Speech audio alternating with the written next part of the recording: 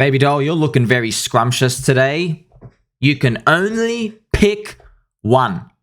That's the title of this video. You can only pick one. These are core coins going along the risk curve.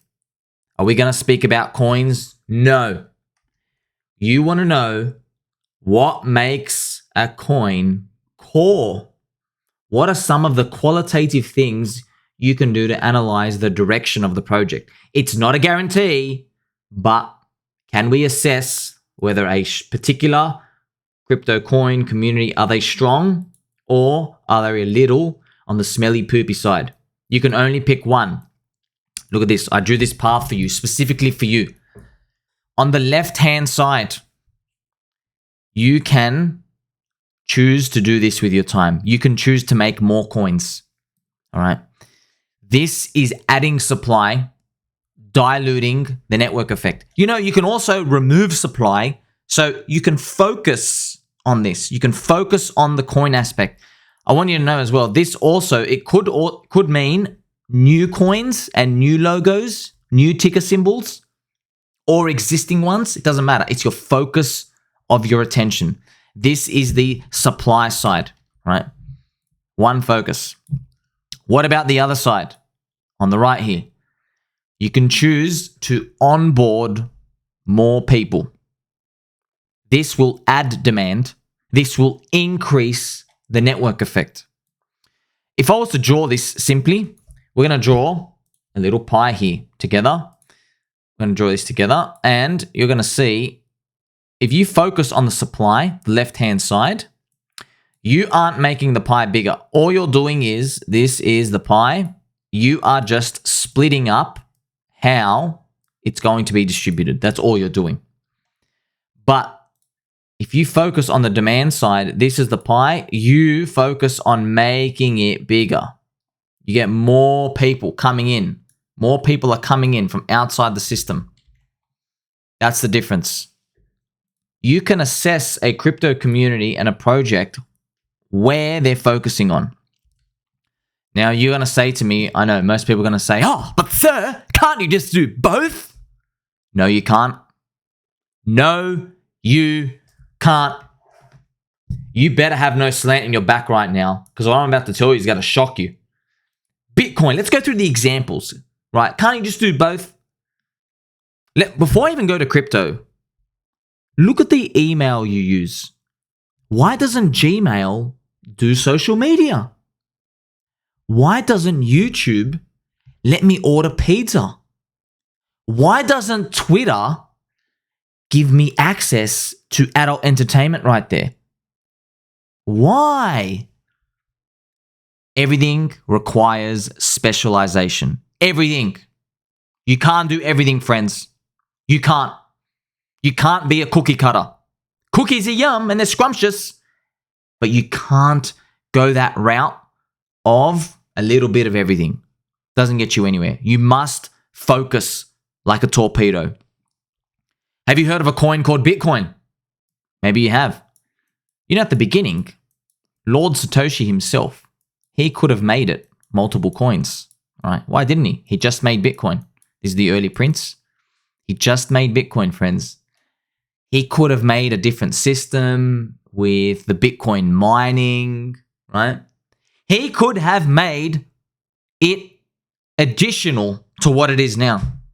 You could say, most people don't know this, you could have done a system where the Bitcoin miners to join the network required a certain coin and there's a certain amount of them.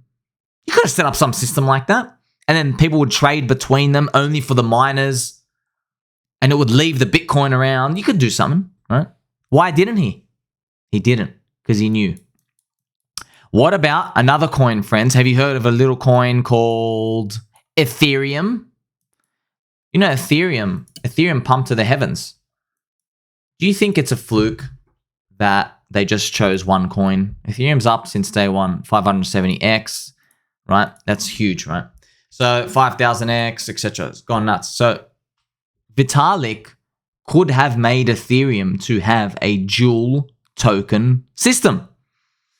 One for the gas and one for the Ethereum staking or mining. They could have put the rocket pool system in. So rocket pool lets you stake your Ethereum in a decentralized way without requiring 32 Ethereum. So you can just buy Rocket ETH, RETH, and every day it will compound the stake yield for you. All you got to do is hold it in your wallet. The price of RETH goes up over time. Why didn't Vitalik do this? He knew. You specialize. One coin. What about these other coins, friends? There are so many others. Okay, I can go through so many examples. Uni has one governance token. Okay. Hex, one coin. Think about where the founders are focusing their attention. Now, Uni is obviously a useless governance token, but I'm just letting you know they could have made an extra token for, liquidity fees here and there. I want you to think, okay, just you think about what the entrepreneurs see as the successful path. The successful path is not focusing on making more coins. It's not. This is something I've noticed, and I'm here to relay it to you. You don't get this in any other book. You don't get this in any other influencer. No one's going to tell you this, all right? It might sound obvious to some, but I have to relay it here to you. You will dilute the network effect when you add more coins, okay? This is not something new. This has been happening time and time again. There is only enough money to go around for certain winners. There's not enough money for everyone to go around. This is capitalism. If the government just handed out poo-poo currency, they would all go to zero. The value would go nowhere. Okay? So we actually improve when the winners come out. But this is a free market. This is actually what works. Okay? So if you're watching your founder make more coins, make more ticker logos, I want you to know this is splitting the network effect. I'm not saying it can't go up. I'm just saying you're splitting the network effect. No matter how you put it. You only have enough time and energy to do one thing. The coins and the founders and the communities that are onboarding more people, adding demand, they are increasing the network effect. So the pie is actually getting bigger. All right. Specifically, all right, I had somebody ask me, can you show us what it actually means when you dilute the network effect? Why doesn't it actually go up over time? Because that you can see some coins go up momentarily. Of course you can for a season, one season only. And I'm going to draw you this cute little diagram and I'm going to show it to you right now. All right. So when you add more supply, you got to remember in your little economy here, in your little crypto economy, everybody's in here. There are people. Every circle here is going to be a person. All right. There are people here and they've gathered around the poop coin.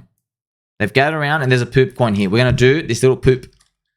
Cute little poopy smiling at us, all happy. All right. Now, every person here has money in their wallet. What we're going to do is we're going to draw money for every single person. Right. Everyone here has got money. And you've only got a limited amount of money. So the poop coin exists and everybody's watching it. And what they do is they put it in the Uniswap pool. So everybody puts their money in. They go, wow, I want this poop coin. I want this poop coin. Everyone puts their money in. All right. Now, if the founder makes another coin, right, over here, and let's bring bomb coin back up. They're like, woohoo, we're going to innovate. Here's another coin for you, right? Look what happens here. You see all these people? You've got no more money left. You've allocated. You don't have to believe me.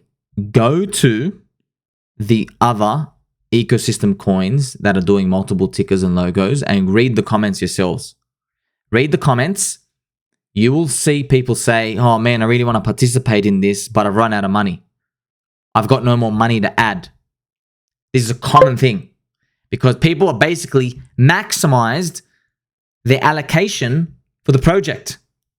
So what happens now is the value gets split.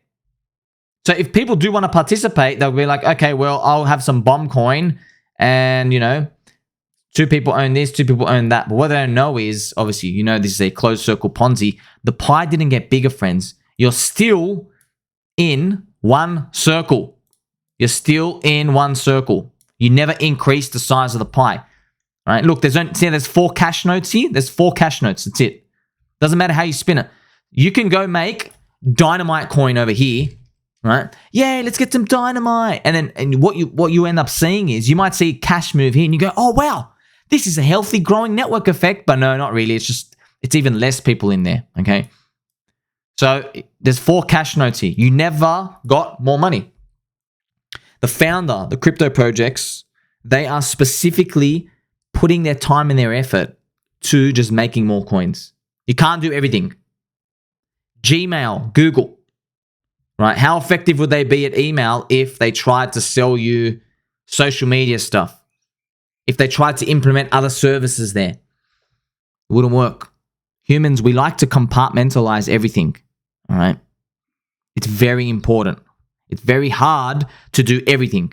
Even humans, we don't even like to go to one place for absolutely everything all the time. It's very rare when you see this. So, I mean, even think about like school. At school, you're there to learn. What if there was a place that you go to learn and party and play sports and play games? It sounds like a wonderland, but over time, people don't do that. You can't do everything amazing in one place. Now, this is focusing on the supply. You see this, right? We only had 4 cash notes. We never got more. If you do something with the demand side, you're increasing the size of the pie. Okay, you are getting people outside of the network, friends. So this is why it's amazing, right? In your little economy, what happens is you have, let's say, yeah, you got another poop coin here, but all the people that are in between, what ends up happening is, let's say you just have a bit of money in here. Everyone's bought in. The economy of this crypto, because they're focusing on increasing the size of the pie, this circle grows to get bigger. How? They're focusing their message on other people outside of the circle. Here's your little beard, right?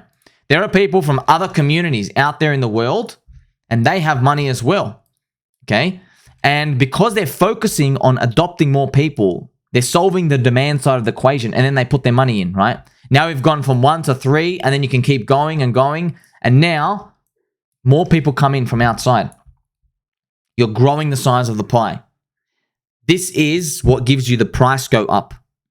So, but you don't know what's going to happen. You don't know actually, hey, man, what's going to be going on here? Well, you can use examples in the real world. You still don't know what's going to make this cute little man with the beard, what's going to actually make him buy this coin over anything else. You never really know that. However, you can try to think of it as like a multiplier effect, a force multiplier. The communities that are constantly onboarding people, saying, come and buy this coin, it will change your life. Don't worry about the marketing message.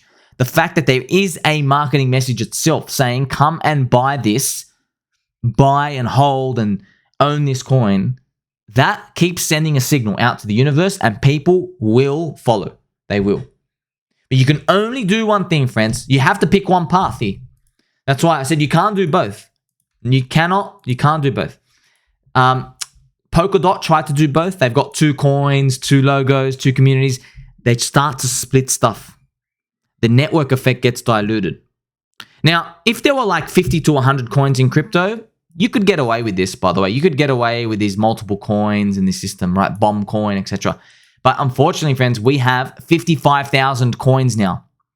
55,000 coins. That means everything is hyper competitive. Specifically, what that means is if you're going to be a DEX, you got to be the best DEX in the game. Don't focus on making social media. Don't focus your coin on like privacy. Don't focus your coin on gaming. No, you are a DEX. That's it. You got to be the best DEX. Same as if you're a layer 1 chain. You got to be the best layer 1 chain. If you're a store of value, you got to be the best store of value. You can't go crossing sectors here and there. And look, of course, you can go try, but you're going to keep seeing the same result. People will flock to the best. Crypto is hyper capitalism because we've removed geographical advantages around the world. The cost of sending information is near zero. So we all see the same info. When you browse Twitter, you watch YouTube, we all get fed stuff, the equal amount of algorithm juice. It's all being water squirted all over our faces. And we're like, okay, I'm now processing this information. So that's why anybody focusing on making more tickers and logos, they're shooting themselves in the foot. And they can keep trying, but I know how this ends. We've done this experiment so many times. I'm not even guessing here. There are none that exist. That's why the most important successful founders, they torpedo their mindset. They're like, that's it. We got one goal. We got to do this one thing. We got to do it great. One use case. That's the job. Like a hammer. A hammer doesn't try to be a saw. A hammer is a hammer. We're going to draw it. There better be a hammer emoji. I'm stopping this video, friends. You're lucky. You're lucky. All right. This cute little hammer doesn't try to do anything else except be a hammer. The same thing in crypto. It has to be really catering for the specific need and want in crypto. Now, my final message, friends, we're going to have to discuss what actually are viable use cases in crypto. Okay, I want to do something good. Well, what is it? Well, we don't have too many proven use cases where the number does go up. All right. We have proven use cases, okay? Very limited, okay? You can see them here. You have store of value. You have layer 1 chain. You have a DEX. These are the biggest ones. Now, store of value, people don't know this, but meme is like a risky store of value, right? Because I know this is going to blow your mind, right? Bitcoin is a meme itself. I'm going to store my participation in a network that might flip the US dollar one day. That's a meme. It's a story, right? Poor pleb, I'm going to store the comedy value and fun and the cute ticker symbol and the logos and the community. I'm going to store its value by owning it as well, just so I can say I can own it. Now, obviously, your job is to figure out what meme is more undervalued. Now, obviously, clearly, everyone thinks memes are a joke here. No one thinks store of value is a joke for Bitcoin, right? So if there's anything that was going to flip, it's probably going to be memes have another second cycle. But I'm trying to open your mind here, okay? That's why these exist. So obviously, I'm here sharing it with you early. Memes are like a super risky version of store of value because they are storing value. You're just storing a fun meme, right? But Bitcoin's like storing a serious meme. Yes, the US dollar. Yes, world monetary policy. Yes, right? We also have layer 1 chains. There's also value. That market gives value to this consistently. We also have DEXs. Market gives value. Now, I know there's other people going to say, well, what about the others? I'll go, yeah, that's right. So gaming, you got metaverse, right? You have metaverse. You're going to have NFT memberships. You do have that, right? You also have privacy. Okay, you do have those. But gaming, metaverse, NFT memberships, privacy, these aren't fully fleshed out yet.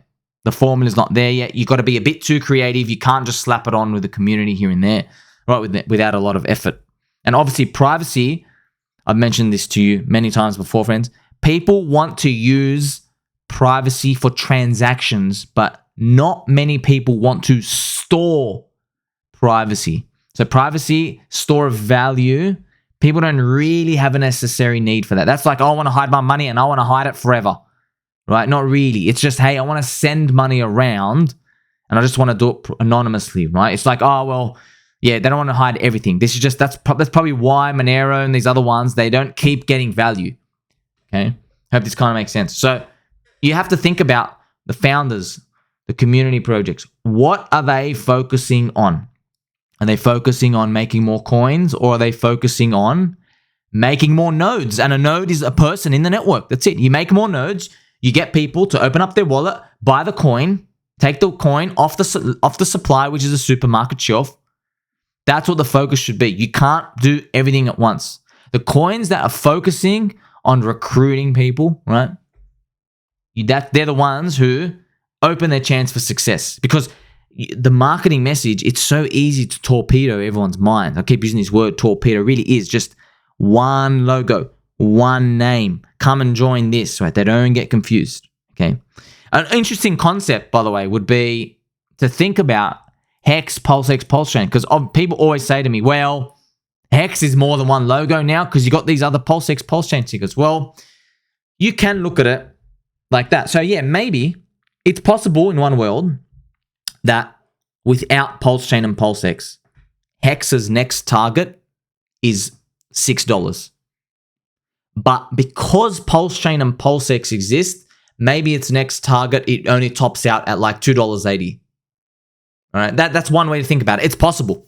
Because it's possible that the people who come in the next cycle, let's say someone has $100,000 in 2025, instead of just buying Hex, right, they will be saying, okay, well, I've got to get 1/3 Hex, 1/3 PulseX, 1/3 Pulse Chain. So what they're doing is instead of adding 100K in a Hex, they're adding 33K each. That's something to think about. It's a consideration. Doesn't mean it's 100% true, but it does show you this, right? Now, remember, the game, there is no black and white formula. It's just something to consider when moving forward, right? And this example, you can stem this on Bitcoin. It's possible, friends, Bitcoin, right? If Ethereum never existed, if there were no competition, if there was no Ethereum, no altcoins, who knows? Maybe Bitcoin hit 180K in another universe back in 2021. Maybe it did, right? So that's why when we look at these, you got to be fair and honest. What is actually going on? And if you can own a piece of the pie everywhere so you don't get diluted by the network effect of the extra coins, all power to you. But we'll always keep it in the back of our mind. Focus on the leaders, the founders, and the community members who are trying to make this pie, they're trying to make it bigger. And of course, friends, before we conclude, there has to be an emoji of a pie. Never forget that your parents will always love you, friends.